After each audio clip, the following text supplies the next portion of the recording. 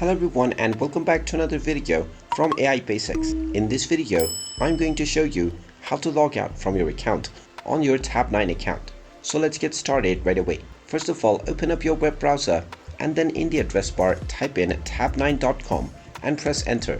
You will then be taken into the official TABNINE application. Now from the home page, click on the login/sign up button at the top right corner, and if you haven't logged out from your account already, you will directly be taken into your dashboard. Now from the dashboard page, if you wish to log out from your account, click on your account icon at the top right corner and you will find the logout button. Go ahead and click on this, and now you will directly be logged out and taken into the sign in portal. Now if you wish to log back into your account, you can click on the appropriate Google, Microsoft or GitHub options, or you can use your email address and your password to directly sign into your account. And there you have it. That is how easy it is to log out from your account on TABNINE. If you find this video helpful, make sure you hit that like button and subscribe to our channel if you haven't done so already.